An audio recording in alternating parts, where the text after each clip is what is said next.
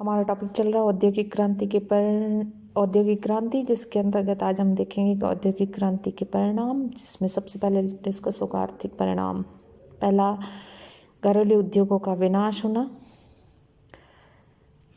विनाशकारी प्रभाव औद्योगिक क्रांति का सबसे पहले देखने को मिलता है उद्योग धंधों का। क्रांति के पूर्व कारीगर लोग अपने घर पर अपने परिवार सदस्यों के साथ अपने थोड़े से औजारों के साथ सीमित पूंजी से काम करते थे। जिस वस्तु से रुचि होती थी उसी को बनाते थे, अपना निर्वहन करते थे। वे लोग लगभग आत्मनिर्भर तथा स्वतंत्र थे। परंतु औद्योगिक क्रांति से घरेलू उद्योग धंधे ठप। मशीनों से जो उत्पादन होता था वह हाथ के उत्पादन से काफी सस्ता और सुंदर। अतः घरेलू उत्पादन की वस्तुओं के ग्राहक कम होते चले गए। कुटीर उद्योगों काम करने वाले कारीगर हुए बेकार। आजीविका के लिए स्वतंत्र एवं दक्ष कारीगरों को कारखानों में मजदूरी करने के लिए विवश होना पड़ा और इस प्रकार कारीगरों के स्वतंत्र व्यवसाय तथा व्यक्तित्व दोनों का ही अंत हो गया। दूसरा देखने को मिलता है प्रभाव बड़े बड़े कारखानों की स्थापना। बड़े बड़े कारखानों में फैक्ट्री पद्धति अपनाई गई। इस पद्धति की मुख्य विशेषता यह थी कि एक ही कारखाने में असंख्य लोग एक साथ काम करते थे। दूसरा, कार्य का विभाजन। तीसरा, श्रमिकों पर निरीक्षकों की नियुक्ति। चौथा, मशीनों का यांत्रिक शक्ति से चलना। पांचवा, पूंजी का विशेष उद्योग में फंसा रहना। और छठा, श्रम के मूल्य को लेकर मालिक मजदूर संघर्ष। वस्तुतः औद्योगिक क्रांति ने वर्ग संघर्ष को अधिक महत्वपूर्ण बना दिया था। तीसरा प्रभाव देखें तो विशेषता का विकास। घरेलू उद्योग धंधों में वस्तुएं शुरू से अंत तक एक ही व्यक्ति द्वारा बनाई जाती थी, परंतु कारखाना पद्धति में व्यवस्था बदली। अब प्रत्येक व्यक्ति को एक ही वस्तु का छोटा मोटा काम करने दिया जाता था। प्राय एक व्यक्ति को दूसरे लोगों के कामों के बारे में अधिक जानकारी नहीं होती थी। स्वयं काम करने वाला व्यक्ति ही एकमात्र विशेषज्ञ नहीं था। कारखानों में अन्य बहुत से विशेषज्ञ होते थे। उदाहरण, एक कार में कई 100 पुर्जे होते थे। अक्सर एक बड़ा कारखाना एक ही हिस्सा बनाता। कुछ कारखाने स्क्रू बनाते, कुछ बैटरियां बनाते, कुछ कार का ढांचा बनाते, तो कुछ टायर बनाते और कुछ इंजन बनाते। इन सभी हिस्सों को एकत्र करके एक अन्य कारखानों में जोड़ा जाता है। प्रत्येक कारखाना लाखों की तादाद में पुर्जे या हिस्सा तैयार करता है। इस प्रकार विशेषता का विकास हुआ, अर्थात एक वस्तु एक ही पुर्जे अथवा हिस्सा बनाने की विशेषता। नए नए नगरों का विकास। औद्योगिक केंद्रों के आसपास अपने नए घर बनवा लिए मजदूरों ने गांवों से आकर। छोटे मोटे दुकानदार भी आजीविका की खोज में वहीं जा बसे। इस प्रकार औद्योगिक केंद्रों के आसपास नवीन नगरों का विकास हुआ। लीड्स, मैनचेस्टर आदि बड़े बड़े नगरों की नींव इसी क्रांति के कारण पड़ी। यूरोप में ही नहीं, हमारे भारत में भी कुछ नए नगरों की नींव इसी कारण संभव हो पाई थी। पांचवा पर प्रभाव देखें, परिणाम देखें तो राष्ट्रीय बाजारों का संरक्षण। औद्योगिक क्रांति ने प्रत्येक विकसित देश के लिए आवश्यक हो गया कि वह अपने राष्ट्रीय बाजार को संरक्षण प्रदान करे, अर्थात उस पर नियंत्रण रखे। इस दृष्टि से अब राष्ट्रीय उत्पादन को महत्व दिया जाने लगा। अन्य राष्ट्रों की निर्मित वस्तुओं पर भारी चुंगी लगाई गई। स्वदेशी वस्तुओं से प्रतिस्पर्धा न कर सके और अगर करे भी तो अधिक मुनाफा न कमा सके। परंतु अपने देश में उत्पादित माल को अपने ही देश में खपाना भी जब असंभव हो गया तो पिछड़े एवं अविकसित देशों की मंडियां और बाजारों की तलाश करने का भार भी सरकारों पर आ पड़ा। इसी दृष्टि से औपनिवेशिक साम्राज्यवादी सरकारों ने उपनिवेशों के साथ व्यापारिक नियमों को काफी कठोर बना दिया ताकि अन्य देश अथवा उनके अपने ही उपनिवेश एक दूसरे के साथ सीधा व्यापार न कर सके। छठा, परस्पर निर्भरता।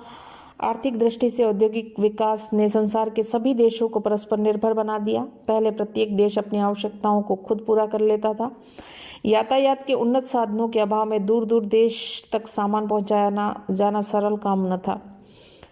स्थिति बदली, संसार ने सभी बाजार एक दूसरे से जुड़े। आज यदि न्यूयॉर्क की मंडी से रुई का भाव बढ़ जाता है तो भारत पर भी इसका तत्काल प्रभाव पड़ेगा। औद्योगिक देशों को पिछड़े देशों में कच्चा माल चाहिए और पिछड़े देशों को मशीनें तथा तैयार माल चाहिए। इस प्रकार औद्योगिक क्रांति ने सभी को एक दूसरे पर निर्भर बना दिया। अन्य प्रभाव देखें तो औद्योगिक क्रांति से उत्पादन में तेजी से वृद्धि, लागत में कमी। इंग्लैंड में 60 साल की अवधि में लोहे के उत्पादन में 37 गुना वृद्धि, कोयले के उत्पादन में 10 गुना वृद्धि, कपास के उपयोग में 40 गुना वृद्धि देखने को मिलती है। बड़े पैमाने की उत्पत्ति, आंतरिक और बाह्य बचते मिलने से उत्पादन लागत में बहुत कमी आ गई और इससे सस्ती वस्तुएं उपलब्ध होने लगी। औद्योगिक क्रांति के पूर्व व्यापारी वर्ग उद्योगपतियों पर हावी था और व्यापारी वर्ग अधिक प्रभावशाली था, परंतु औद्योगिक क्रांति से बड़े उद्योगों की स्थापना, विकास, विशाल पूंजी पर निर्भरता जो पूंजीपति तथा उद्योगपतियों द्वारा ही उपलब्ध की जा सकती थी, अतः बड़े उद्योगों पर पूंजीपतियों का एकाधिकार हुआ और धीरे धीरे आर्थिक और राजनीतिक सत्ता का नियंत्रण भी पूंजीपति वर्ग के हाथों में केंद्रित होता चला गया। औद्योगिक क्रांति में बड़े पैमाने की उत्पत्ति, असमान वितरण, एकाधिकार प्रवृत्ति से उत्पादकों और उपभोक्ताओं का प्रत्यक्ष संबंध समाप्त, उत्पादन तथा उपभोक्ताओं में असंतुलन होने से व्यापार चक्रों की पुनरावृत्ति होने लगी। पूंजीवादी अर्थव्यवस्था में आर्थिक संकट एक अनिवार्य अंग के रूप में सामने आया। एग्जाम्पल देखें तो इंग्लैंड में 1825, 1837, 1847, 1857, 1866, 1873, 1888, 1890, 1907, 1921 और 1930 की आर्थिक मंदियां औद्योगिक क्रांति में संकटों की आवृत्ति के ज्वलंत उदाहरण हैं। औद्योगिक क्रांति का सामाजिक प्रभाव देखें तो सबसे पहले आता है मध्यम वर्ग। औद्योगिक क्रांति के पूर्व समाज में मुख्यतः गरीब और अमीर वर्ग थे। औद्योगिक क्रांति के परिणाम स्वरूप मध्यम वर्ग का तेजी से विकास, औद्योगिक विकास के लिए कारखानों की स्थापना आवश्यक थी और इसके लिए पूंजी तथा व्यावसायिक बुद्धि दोनों की जरूरत। मध्ययुगीन समाज के नेताओं अथवा सामंतों के पास पूंजी तो थी परंतु व्यावसायिक बुद्धि नहीं थी। इसके अतिरिक्त सामंत लोग व्यवसाय को निम्न समझते थे, अतः उन्होंने प्रारंभ में ही इससे रुचि नहीं ली। मध्यम वर्ग के पास आवश्यक पूंजी और व्यावसायिक बुद्धि दोनों ही थी, अतः उसने इसमें पर्याप्त रुचि ली। फलतः औद्योगिक विकास के साथ साथ उसका भी विकास हुआ। उन्होंने व्यावसायिक कार्यों, दलाली, ठेकेदारी तथा अन्य व्यावसायिक संस्थाओं से नए वर्ग का निर्माण किया। इस वर्ग में बहुत से लोगों ने अच्छी दौलत कमाई, खूबसूरत इमारतें बनवाई, समुदाय के राजनीतिक तथा सामाजिक जीवन के प्रमुख बन गए। धीरे धीरे संपूर्ण विश्व की आर्थिक स्थिति पर मध्यम वर्ग का प्रभाव कायम हुआ। दूसरा, श्रमिकों की दयनीय स्थिति। श्रमिकों की यदि हम बात कर रहे हैं तो श्रम की उचित मजदूरी नहीं मिली उन्हें, कम से कम मजदूरी दी जाती, ज़्यादा से ज़्यादा काम लिया जाता। पुरुषों को आमतौर पर प्रतिदिन में 12 से 15 घंटे काम करना पड़ता था। स्त्रियों और छोटे छोटे बच्चों से भी काम करवाया जाता था। महिलाओं को भी काफ़ी घंटे तक काम करना पड़ता था। बड़ा कष्टदायक जीवन। 6 से 7 वर्ष के बच्चों से काफ़ी काम लिया जाता था। औद्योगिक विकास के प्रथम चरण में कारखानों की सफाई का आमतौर पर कोई ख्याल नहीं। मशीनें भी सुरक्षित के उतने ज़्यादा साधन नहीं थे, इसलिए दुर्घटनाएं ज़्यादा होती थी।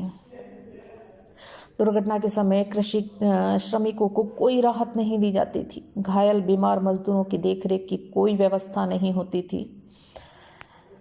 अगर कारखाने बंद हो जाएं तो लोगों को रोजगार से निकाल दिया जाता था, उन्हें अस्थायी तौर पर बेरोजगार रहना पड़ता था। मजदूरों की सबसे बड़ी समस्या निवास स्थान की थी। इन लोगों को नगर के गंदे मकानों में जानवरों की भांति जीवन व्यतीत करना पड़ता था। प्रोफेसर शार्प ने ठीक ही लिखा है कि अब श्रमिक संपत्तिहीन और गृहहीन प्रतिहारी मात्र रह गया था। तीसरा परिणाम देखें तो संयुक्त पारिवारिक प्रथा का छिन्न भिन्न होना। कारखाना पद्धति में श्रमिकों को निश्चित समय तक काम करना पड़ता था और इसीलिए उन्हें अपने परिवारों के सदस्यों से अलग रहना पड़ता था। काम पाने की इच्छा से ही यातायात के साधनों के विकास से श्रमिक गतिशीलता बढ़ी। संयुक्त परिवार प्रणाली का पतन हुआ और स्वतंत्र छोटे छोटे परिवारों का विकास। स्वतंत्र परिवारों का प्रेम केवल दंपति तक ही सीमित। पारिवारिक प्रेम का स्रोत सूखा।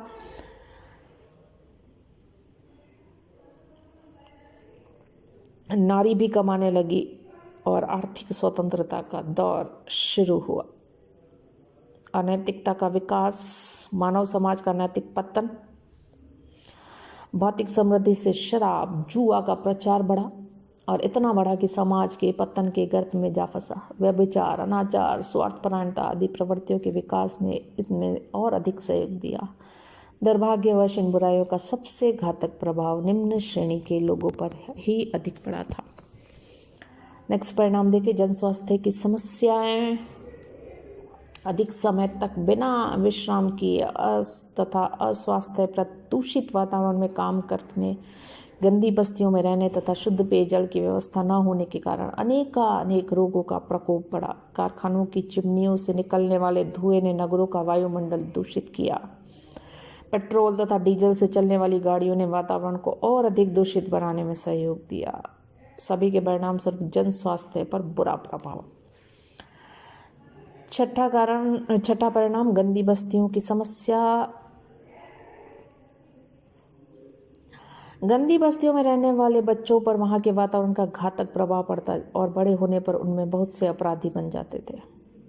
धीरे धीरे राजनीतिज्ञ और समाज सुधारकों का ध्यान वहां आकर्षित हुआ। अनुभव करने लगे कि गंदी बस्तियां समाज में सबके लिए महंगी पड़ती है। गंदी बस्तियों वाले क्षेत्रों की समस्याएं और अधिक ध्यान आकर्षित करने लगी और 20वीं सदी में अधिकांश औद्योगिक देशों में इस स्थिति से उबरने का प्रयास होने लगा।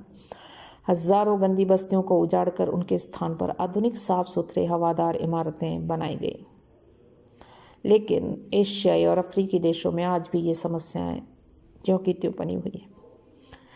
अन्य परिणामों को देखें तो 19वीं सदी के अंत में मनोरंजन अधिक लोगों के लिए सुलभ हो गया। सस्ते टिकट पर दिखाए जाने वाले नाटक, कंसर्ट यूरोप के अधिकांश शहरों और अमेरिका में रंगमंच पर खेले जाते थे। बाद में सिनेमा, रेडियो, टेलीविज़न ने नए किस्म का मनोरंजन प्रदान किया। दुनिया के सभी देशों में सर्वसाधारण को ये ज़्यादा सुलभ हुए। बहुत से खेलों का बड़े पैमाने पर चलन हो गया, जिसमें baseball, football, cricket, hockey, tennis, basketball मुख्य थे। पहले लोग मनोरंजन वाले खेलों में स्वयं अधिक भाग लेते थे, वहां अब वे मात्र दर्शक बनकर रह गए थे। औद्योगिक क्रांति का प्रभाव लोगों में शिक्षा के प्रति चेतना का उदय भी देखने को मिलता है। बहुत से यूरोपीय देशों में, जापान और अमेरिका में प्राथमिक स्कूलों के माध्यम से निःशुल्क सार्वजनिक शिक्षा की व्यवस्था की गई। बड़े लोगों के लिए रात्रि में स्कूलें खोली गई। कुछ देशों में तो अनिवार्य स्कूली शिक्षा के कानून भी बनाए गए। औद्योगिक क्रांति से औद्योगिक केंद्रों और नगरों के विकास में प्रोत्साहन मिला। ग्रामीण लोग रोजगार पाने के लिए दृष्टि से शहरों की ओर आकर्षित हुए। ग्रामीण जनसंख्या शनि शनिहास गांव उजड़ने लगे। इंग्लैंड में 1700 ईस्वी में 77% लोग गांव में बसते थे, वहीं 1900 में यह केवल 20% घटकर रह गए। राजनीतिक प्रभाव देखें तो राजनीतिक प्रभाव में सबसे पहले राजनीतिक सुदृढ़ता। औद्योगिक क्रांति की सबसे महत्वपूर्ण देन औद्योगिक देशों की राजनीतिक सुदृढ़ता। औद्योगिक क्रांति से राष्ट्रीय आय और प्रति व्यक्ति आय में वृद्धि हुई। यातायात के साधनों का विकास हुआ। संचार व्यवस्था में उन्नति। व्यापारिक क्रांति से आर्थिक व्यवस्था को स्थायित्व मिला। इन सब ने मिलकर राजनीतिक सुदृढ़ता को बल प्रदान किया, जो कि प्रत्येक देश की विस्तारवादी नीति की सफलता उसके आर्थिक साधनों पर निर्भर है। अधिक संपन्न देश औपनिवेशिक विस्तार करने में सफल रहे।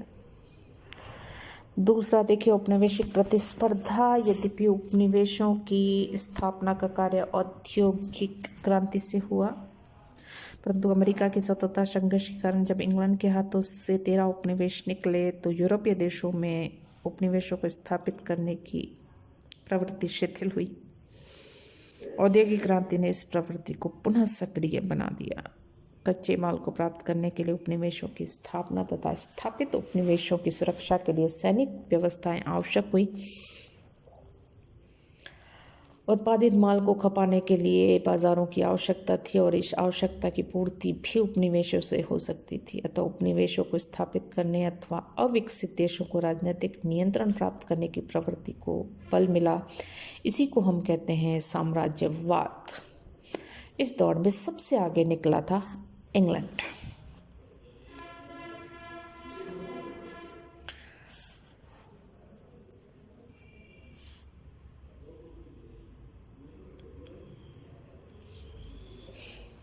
तीसरा, विदेश नीतियों में परिवर्तन। औद्योगिक क्रांति ने यूरोप के औद्योगिक देशों की विदेश नीतियों को भी प्रभावित किया। पहले ये देश धार्मिक युद्धों और जातीय युद्धों में अधिक उलझे रहते थे। अब धर्म, जाति, गौण होनी, उपनिवेशों तथा विकसित देशों के नियंत्रण तथा राष्ट्रीय हितों की बात अधिक महत्वपूर्ण बनी। उदाहरण तुर्की की सरकार तथा उसके अधिकारी बाल्कन क्षेत्र के ईसाइयों पर जुल्म करते रहे, परंतु अपने उपनिवेशों की सुरक्षा एवं राष्ट्रीय हितों की खातिर इंग्लैंड ने हमेशा तुर्की का पक्ष लिया। दूसरे शब्दों में अब उनकी विदेश नीति महाद्वीपीय स्तर से हटकर अंतर्राष्ट्रीय हो चुकी थी। फोर्थ, मध्यम वर्ग का राजनीतिक उत्कर्ष। मध्यम वर्ग की स्थिति में कोई परिवर्तन नहीं देखने को मिलता। इससे पूर्व उसके पास किसी प्रकार के राजनीतिक अधिकार नहीं, संसद तथा प्रशासन में उसका प्रतिनिधित्व नहीं। यदि भी प्रशासन करों के रूप में वो इस वर्ग को काफ़ी आय होती थी, अतः इस वर्ग में अधिकारों को प्राप्त करने तथा कुलीनों के साथ समानता का दर्जा लेने की तीव्र इच्छा जागृत हुई। यह एक आश्चर्य की बात है कि औद्योगिक क्रांति सर्वप्रथम इंग्लैंड में हुई थी, परंतु अमेरिका के मध्यम वर्ग को सबसे पहले राजनीतिक अधिकार प्राप्त हुए। इसके बाद फ्रांस के मध्यम वर्ग ने अधिकार प्राप्त किया। 1832 ईस्वी में इंग्लैंड के मध्यम वर्ग को अधिकार प्राप्त हुए, जबकि उदारवादी दल की सरकार ने प्रथम सुधार बिल पास करवाया था। 5वां, श्रमिकों का संघर्ष। सर्वप्रथम 1802 ईस्वी में कानून बनाया गया, जिसके द्वारा यह निश्चित किया गया कि एक अनाथ बच्चों से सप्ताह में केवल 62 घंटे काम लिया जाएगा। 1819 ईस्वी में एक अन्य कानून पास हुआ, जिसके द्वारा 9 वर्ष के बालकों को 12 घंटे प्रतिदिन से अधिक काम लेना निश्चित कर दिया गया और 1822 ईस्वी में बालकों के काम करने के घंटे कम कर दिए गए। इन कानूनों से मजदूरों में जागृति पैदा हुई और उनका आत्मविश्वास बढ़ा था।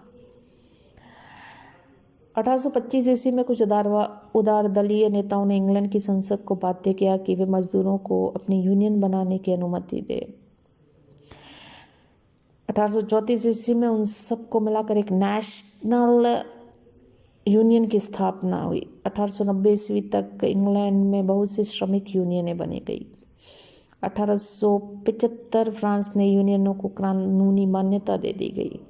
1881 में संयुक्त राज्य अमेरिका में अमेरिकी मजदूर फेडरेशन की स्थापना हुई।